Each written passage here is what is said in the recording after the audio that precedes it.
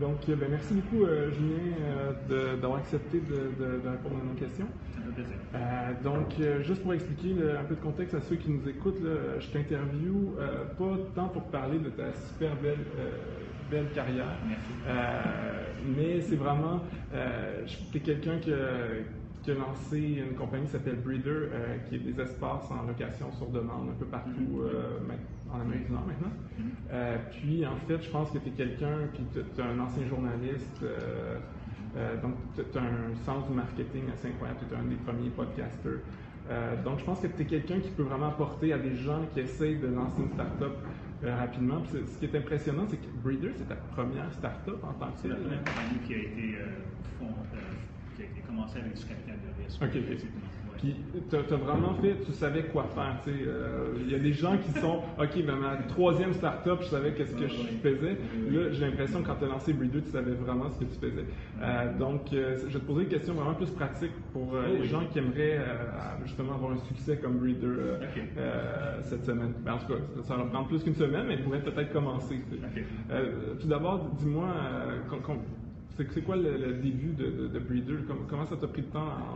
Bon, je m'imagine que tu as eu une idée, puis après ça, après l'idée, qu'est-ce que tu as raison, mais l'idée était vraiment mauvaise au début. Okay. Fait que c'était pas immédiatement comme une bonne idée. Fait que franchement, tu sais, on parle à Silicon Valley du pivot, du changement un peu de l'idée, où est-ce qu'il y a des choses qui restent pareilles dans le concept, mais il y a des portions du concept qui deviennent différentes. Ben, c'est juste que moi, au lieu de faire toute l'expérimentation personnellement et d'utiliser probablement énormément d'argent, ça s'est tout pas mal passé dans ma tête. Okay. C'est comme ça devrait être de même. J'ai pensé pendant très longtemps, non, ça devrait être comme ça. J'ai pensé encore plus. En fin de compte, lorsque j'avais réalisé. Mais tu as dû avoir des conversations avec tout le monde. Oui, j'ai eu énormément de discussions avec des personnes qui étaient super intelligentes, qui avaient de l'expertise, qui avaient de l'expérience, etc. Et donc, par conséquence, lorsque j'ai vraiment commencé, là, j'avais comme une certaine clarté que c'était l'idée qu'on devait faire. En fin de compte, il y a eu des erreurs, c'est juste que l'erreur était principalement avant le commencement. Est-ce que tu as une période de test, ultimement? Est-ce que tu as commencé en disant, OK, on lance un espace, puis on voit si ça marche ou pas? Ou tu avais déjà du capital, puis tu savais déjà... C'est-à-dire que j'avais personnellement pas beaucoup d'argent, pas zéro non plus, mais on a fait de l'expérimentation même avant d'avoir nos propres espaces. On a loué des Airbnb, on les a pris et on a pris Airbnb, on a dit, OK, on va découvrir s'il y a des gens qui veulent utiliser cet espace-là pour, je ne sais pas trop quoi, pour se reposer. Concrètement, ça c'est intéressant, les gens ils se disent, mais comment on fait pour la première étape, pour pas que ça ne coûte cher? Comment tu as fait pour, tu n'avais pas la plateforme Breeder pour le réserver? Vraiment bien, on utilisait franchement des morceaux de papier, puis on les mettait dans les universités. C'était vraiment un super gâteau au max. C'était même pas nos espaces, puis les espaces n'étaient pas super beaux, mais c'était les espaces de quelqu'un d'autre. Puis les morceaux de papier, quoi, les gens mettaient genre leur nom, puis... Non, il y a des textes de numéro de téléphone. OK. Oui. Fait qu'on utilisait quand même des téléphones mobiles dans une manière comme super simplistique, mais... Comment tu faisais pour aller prendre le paiement dans cette forme primitive de paiement? On voulait juste voir si les gens allaient visiter. Puis lorsqu'ils visitaient, on leur demandait à ce point-là, c'est un nombre surprenant de personnes qui ont visité ou qui ont posé des questions, qui était un gros nombre de personnes. Donc, immédiatement, c'était une grosse surprise. On avait l'impression qu'il y avait quelque chose. Comment tu faisais? Il y a vraiment une grande valeur à avoir des gens qui ont ce besoin-là. Ces gens-là avaient le besoin d'un breeder. Comment tu faisais pour avoir leur feedback? Est-ce que tu les attendais cachés dans le garde-robe pour les interviewer ou est-ce que tu avais leur adresse courriel? Non, parce qu'il n'y avait pas de serrure, évidemment, que la porte était ouverte, qu'on avait simplement quelqu'un qui était là. Puis une fois que la personne venait, là, on disait, OK, désolé, viens ici, on va te montrer l'affaire, comment que ça marche, qu'est-ce que tu en penses? On le faisait comme une petite entrevue pour leur donner l'impression nous donner l'impression de s'ils voulaient vraiment avoir quelque chose. Et aussi, on faisait partie des usagers qui allaient utiliser le service. D'une certaine manière, on savait aussi ce que les gens voulaient parce qu'on était ces gens-là. OK. Puis, quand tu as lancé, est-ce que tu avais déjà comme. Il y a des gens qui s'amassent des bases de données de courriel. T'avais-tu déjà comme ton. Non, j'avais vraiment rien, franchement. J'avais quand même. J'ai une grosse. À cause du fait que j'ai écrit des livres avant ça, puis j'avais un blog quand même relativement populaire, puis j'avais un podcast populaire. J'ai franchement, j'avais comme un réseau qui était plus grand que la majorité des gens. mais j'ai vraiment commencé avec 0 usager. J'ai fait comme tout le monde. Je demandais des faveurs à des gens que je connaissais pour qu'ils me visitent pour la première fois. Ensuite, je leur posais des questions. Et on avait une théorie derrière ça qui était quand même relativement bien pensée, où on avait pensé à pourquoi que ça devrait exister, ce service-là. On avait vraiment on avait discuté avec beaucoup de gens, et donc la logique était quand même plus ou moins, ça faisait du sens. OK. Puis, est-ce que ça t'a aidé d'avoir je sais que sur Facebook, tu poses une question de 4 mots, puis tu vas avoir je ne sais pas combien de réponses là, pendant plus que 4. Puis, est-ce que c'est un actif tangible ou c'est bien? Oui. Ton réseau social est quand même relativement important au début. Parce que si tu peux avoir de l'attention à ton projet, c'est sûr que ça a de la valeur. Tu sais? Surtout lorsque la comparaison, c'est que la majorité ont 0 personnes à qui ils peuvent demander des affaires. Fait que moi, dans mon cas, j'avais des usagers sur Facebook, des personnes dans mon réseau social à qui je pouvais demander des questions. Hey, t'es-tu déjà des fois dans une ville où est-ce que tu trouves que X, Y, Z? Et donc, j'avais quand même un nombre important de personnes à qui je pouvais poser des questions. Puis, une des choses, c'est un problème que les gens ont ici cette semaine, ils cherchent des noms, puis ils se rendent compte qu'effectivement, tous les bons noms sont plus ou moins pris, là, ou ils coûtent, parce qu'ils sont déjà parqués quelque part.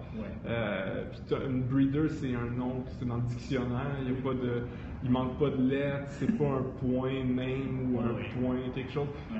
Est-ce que c'est toujours important aujourd'hui? On voit même à la fin de show, je pense qu'il y en a plein qui sont point .io, puis point mobile. Moi, j'ai personnellement trouvé que oui, effectivement, que c'est important. Et ça a été chanceux dans mon cas, mais moi aussi, le domaine était parqué. C'est simplement que je l'ai acheté. Fait que c'était pas cheap, mais ça valait énormément la peine parce que le nom, c'est vraiment comme le stand-in pour ce que les gens pensent de l'idée quand ils le rencontrent pour la première fois. On est sur Periscope en ce moment, me semble. Donc, Periscope, évidemment, que ça a une certaine importance, le nom, qu'est-ce que ça veut dire, etc. C'est vraiment un sens de qu'est-ce que ça veut dire. Puis pour une start-up qui commence ligne, est-ce que tu recommanderais justement de t'appeler, mettons que tu as un peu plus d'argent que mettons la moyenne des jeunes qui se lancent, est-ce que tu aurais lancé genre de breeder puis en te disant ben écoute si on réussit à avoir de l'argent? Oui, au début tu commences parce que de la manière que tu peux commencer. Certaines personnes ont certains avantages. Nous on avait certains avantages qui étaient plus liés à, disons, plus de facilité à pouvoir faire une levée de fonds, parce que je connaissais plus de gens, etc. Mais moins d'avance technologique, par exemple. Parce qu'on n'avait pas dans notre équipe core une personne qui était vraiment pro en technologie, par exemple. Donc, il y a des personnes avec certains avantages et d'autres, et donc ils devraient commencer un certain genre de compagnie, une certaine catégorie de compagnie, et d'autres qui ont un autre avantage, c'est de commencer un autre type de start-up. Une des choses qui n'est pas étonnante, mais qui est impressionnante dans Breeder, c'est que vous avez à peu près 100 espaces maintenant. Vous êtes dans un paquet de villes, là, je pense Ottawa, San Francisco, New York, genre... Boston, oui. Et on ouvre 5 villes dans les prochains quelques mois. Donc, il y a vraiment une croissance et c'est une chose il y a des gens aussi qui réussissent le premier, ils valident le marché, un marché, puis ils ont quelques centaines de clients, mais à un moment donné, ça devient, puis ils finissent par se dire, OK, ben, j'ai comme c'est comme un sideline qui leur apporte quelques centaines de dollars par X de temps, puis là, finalement, ben, ils se trouvent une job, puis comment tu fais pour passer de, OK, j'ai une validation, j'ai des gens intéressés à, ben, j'acquiers des gens, puis je sais que c'est une des forces de chez Breeder, vous êtes très bon en marketing en ligne. Oui, tu as raison, effectivement, que c'est complexe. C'est juste que ça demande énormément de... C'est vraiment une étape à la fois, une personne à la fois. Une fois que tu as tes premiers 10 gens, évidemment que la 11e ne va pas devenir automatisée. Mais une fois que tu en as 100, là, tu as fait la même affaire, peut-être 50, 75 fois. Fait que tu sais ce que tu dois faire pour les prochaines 100 personnes. Fait que tu peux comme un peu automatiser une portion qui a toujours été manuelle. Fait que là, tu es toujours en train de faire ça. Nous, la manière de l'espace, on a fait au moins 100 plus l'espace à ce point-ci. Fait que là, ça devient de plus en plus automatisé. Pour les usagers, on a évidemment beaucoup plus d'usagers que ça. Fait que ça devient de plus en plus automatisé, puis on sait exactement à quoi on devrait s'attendre. Donc, au début, c'est super manuel à tous les fois, ça ne va jamais changer. Jusque aussitôt que tu découvres que tu commences à faire une affaire de manière de plus en plus répétitive, tu peux commencer à créer un genre de service ou un genre de software autour. OK. Puis, une des choses qui est une préoccupation de plusieurs entrepreneurs, c'est qu'en général, bon, on teste notre truc dans notre cour arrière, c'est-à-dire on a un réseau, si on est à Montréal, puis si on est à Sherbrooke, on le teste à Sherbrooke. Mais souvent, il y a un plafond, c'est-à-dire que, OK, ben, souvent, l'avantage compétitif est au Canada, puis on se dit, est-ce que la prochaine ville, tu sais, maintenant tu commences à Sherbrooke, est-ce que ta deuxième ville devrait être Montréal, est-ce que ça devrait être Québec, est-ce que ça devrait être New York, est-ce que ça devrait être San Francisco, toi? Je pense que, est-ce que tu avais un plan par rapport à ça? Est-ce que tu t'es dit, je pense que tu as commencé à Montréal, si ma mémoire est bonne, puis tu as tout de suite été, je pense que c'est New York. Oui, effectivement, je commence à New York très rapidement. Pourquoi est-ce que si on veut justement éviter de devenir une entreprise locale, comment on fait pour choisir sa prochaine ville? Oui, c'est ça, c'est qu'on doit être quand même agressif parce qu'on est dans un monde où est-ce que les idées ont presque aucune valeur. Parce qu'une fois que l'idée a été, comme on y a pensé, c'est certain que si on pense que c'est une bonne idée, qu'il va y avoir une autre dizaine de personnes ou une centaine de personnes qui vont aussi avoir la même idée et qui vont aussi vouloir le faire avec le même cash que toi. Et donc, un des avantages que tu dois avoir, c'est que tu dois être plus agressif que la majorité des gens. Et si tu n'es pas capable d'être assez agressif, probablement que tu ne vas pas réussir dans le long terme. Donc, dans notre cas, aussitôt qu'on a eu des plus ou moins moyens, mais moyens bons résultats à Montréal, immédiatement, on a tourné à New York, on a engagé notre premier employé à New York, on a commencé une compagnie américaine en dessous de la compagnie canadienne et on a commencé notre service à New York. C'est la seule raison qu'on a un succès qu'on a maintenant, c'est parce qu'on a été très agressif aux États-Unis, là où il y a une majorité du marché. C'est une filiale, dans ton siège social est à Montréal, mais c'est une filiale probablement incorporée de la Oui, et puis lorsqu'on ouvre à Londres, ça va être la même affaire à Londres. Lorsqu'on ouvre dans chaque pays, il va y avoir évidemment l'aspect local, et l'aspect local, ça doit être un peu différent. Mais pourquoi New York? Parce que c'est quelque chose que plein de gens disent, OK, j'ai beaucoup d'ambition, je vais être partout, mais ils se demandent, est-ce que mon deuxième est à Toronto? Oui. Pourquoi New York? Il y a deux versions. Il y a la version, premièrement, le marché va évidemment être plus gros pour nous dans notre cas, là où le real estate est plus gros, là où l'immobilier est plus gros, là où évidemment il y a le plus de densité de population, et pour nous, notre service breeder, la densité, ça veut dire qu'en général, il va y avoir plus d'usagers. Donc ça, c'est la première affaire, c'est le marché le plus évident pour notre service, mais le deuxième, c'est défensif. C'est parce que si nous autres, on perd New York, là, toute la compagnie va venir. Donc, on a découvert qu'immédiatement, il fallait gagner New York. Ensuite, après New York, on savait que s'il allait y avoir une compétition, ça allait venir de San Francisco. Donc, il fallait créer une présence à San Francisco pour pouvoir gagner. Parce que si on perdait San Francisco, on allait perdre tout le reste du monde. Oui, mais ce que tu dis, ça n'a rien à voir avec l'immobilier plus qu'avavec l'investissement. Ça a rapport avec en général, avec les entreprises, surtout avec les startups, c'est juste, il faut avoir tout. Il faut que tout marche en même temps. Donc, il faut que les usagers marchent, il faut que le supply, les espaces marchent, il faut que les employés marchent bien, soient de super de bons employés, il faut que le capital soit suffisant pour pouvoir que tu réussisses, etc. Et là, je te parle en ce moment de la compétition, mais ça a aussi rapport avec le capital, il faut en avoir suffisamment pour le faire. Et une fois que tu as un certain momentum derrière toi, tout le reste commence à marcher. Si je faisais pas New York et San Francisco, je n'aurais pas fait de levée de fonds de 25 millions de dollars. Oui. Évidemment, ça demande toutes les affaires.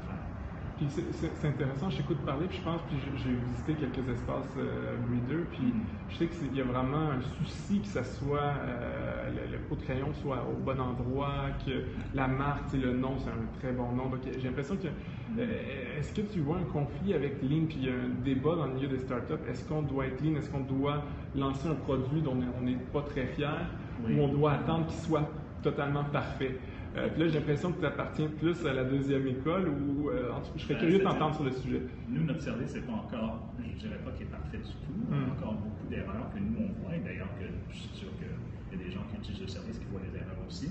Mais effectivement, il faut que ça soit suffisamment excellent pour que ça réussisse auprès des usagers. Et les usagers, pour chaque marché, sont super différents. Dans notre cas, les usagers, vraiment, sont dans un environnement qui est incertain et qui a beaucoup de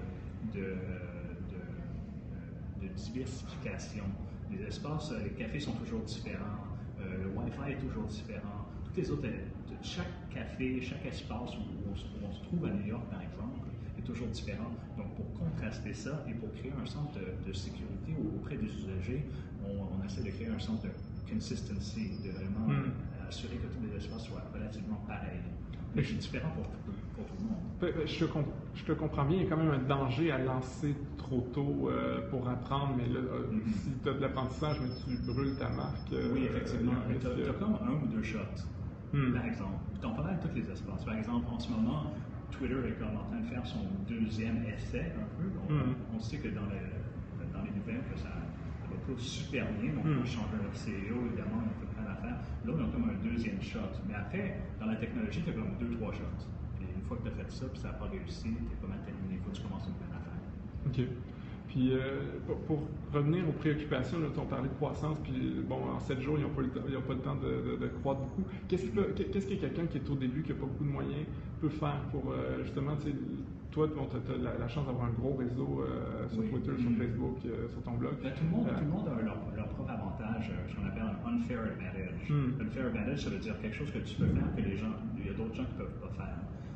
Mais franchement, je te dirais que l'affaire la plus importante, c'est de bien connaître l'usager et idéalement que tu sois l'usager toi-même. Si tu n'es pas l'usager toi-même, tu vas avoir de la difficulté, il va falloir que tu entrevues des gens, tu vas quand même deviner ce que les gens veulent, les usagers veulent, mais si tu en es un toi-même, tu vas savoir, comme par défaut, tu vas pouvoir évidemment avoir beaucoup plus d'idées qui sont généralement meilleures pour comment résoudre le problème.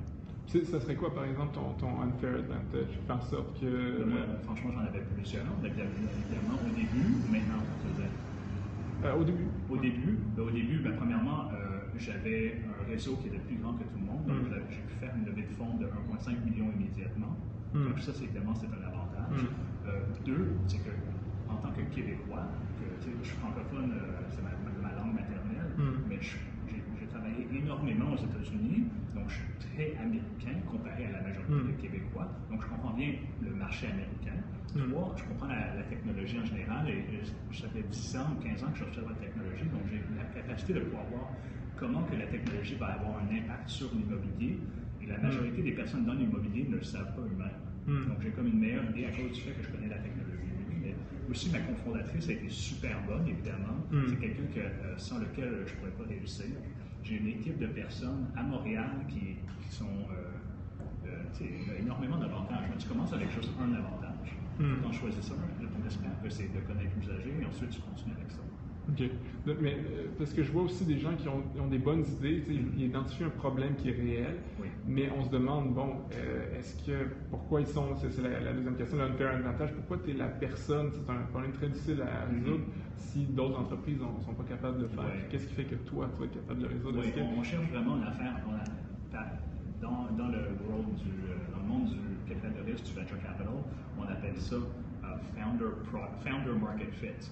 Pas product market fit. Product market fit, c'est un service qui marche bien avec le marché. Mais ici, ce qu'on se demande, c'est est-ce que le fondateur de l'entreprise va bien avec le marché?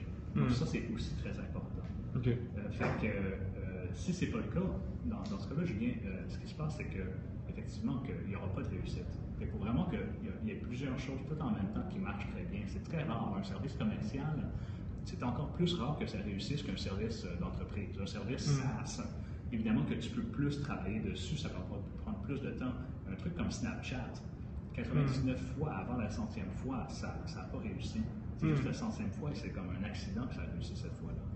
C'est intéressant aussi ton parcours parce que justement, puis on parlait des capitales risqueurs, eux, en général, ils n'aiment pas investir dans des entreprises qui n'ont pas un cofondateur qui est technologique, c'est-à-dire qui est un ingénieur qui va programmer la technologie. Puis si je comprends bien, Breeder, ta cofondatrice, c'était pas programmeur, toi tu n'es pas programmeur. Est-ce que, donc tu avais d'autres avantages, est-ce que quelqu'un qui a une bonne idée mais qui est technologique, est-ce que tu penses qu'il y a des chances de réussir comme toi tu le fais ou dans le fond on devrait leur dire arrête, là, va juste te trouver un ingénieur. Je te dirais que évidemment que la majorité des avantages qu'on va recevoir pour une compagnie dans le 21e siècle, ça va être des avantages technologiques. Donc s'il manque un avantage technologique, effectivement qu'il y a moins de chances. S'il manque, en conséquence, s'il manque aussi un cofondateur qui est technologique, ça va manquer d'avantages. Mais si effectivement que tu n'as pas de cofondateur qui est très technique, il va falloir que tu aies un autre avantage qui soit comparativement beaucoup plus, qui soit super efficace. Moi, dans mon cas, c'est simplement que j'avais eu d'autres succès avant. Donc, malgré le fait que je n'avais pas un cofondateur technologique, j'avais quand même, vous pouvez dire, pour regarder sur Amazon, c'est que j'ai 3 livres qui sont avec 500 reviews dessus chaque, là, puis dire, OK, ben, ils ont fait quelque chose. Évidemment que c'est pas un nobody, là. Fait que il doit être capable de faire quelque chose. Soit trouve un ingénieur ou écrit un best-seller du New York Times. Il y a d'autres options, mais effectivement, il y a un de ces deux-là, ça marche mieux. Oui. OK, puis en terminant, Julien, je pense qu'il y a beaucoup de gens qui ne savent pas, c'est pas pour tout le monde le capital de risque, c'est vraiment pour les entreprises qui ont un certain profil, mais pour ceux qui rêvent à ce profil-là, qui rêvent à devenir breeder, est-ce que tu aurais des conseils à donner à des gens qui n'ont pas tes contacts, mais qui se disent, comment rejoindre, comment aller chercher de effectivement, c'est plusieurs affaires en même temps. Numéro 1, c'est de connaître la technologie et c'est de savoir s'il y a d'autres personnes qui travaillent sur le même problème que toi tu es en train de travailler en ce moment. Si tu as un avantage particulier par rapport à d'autres personnes qui ont travaillé sur le même problème et qui n'ont peut-être pas réussi ou qui ont réussi mais pas beaucoup. Ensuite, c'est vrai que ça a rapport avec les réseaux. Fait que le plus que tu connais les investisseurs eux-mêmes personnellement, le mieux que ça va aller. Et que c'est la première fois qu'ils te voient, il y a moins de chances qu'ils vont te fonder que s'ils te connaissent relativement mieux. Fait que ça serait aller les voir sans leur demander d'investissement puis C'est simplement effectivement, il faut que tu connaisses, c'est mieux toutes les autres. C'est all other things being equal. Si toutes les autres affaires sont égaux, c'est mieux de connaître plus de gens. Et franchement, le réseau, lorsque tu commences une compagnie, n'importe quelle compagnie, ton réseau a une énorme importance et a beaucoup d'effets sur tes résultats. Donc, évidemment que pas tout le monde va pouvoir commencer avec ces avantages-là, mais ils doivent développer ces avantages pour réussir. OK, merci beaucoup, Julien. C'est vraiment apprécié d'être pris le temps de venir nous aider. Merci beaucoup.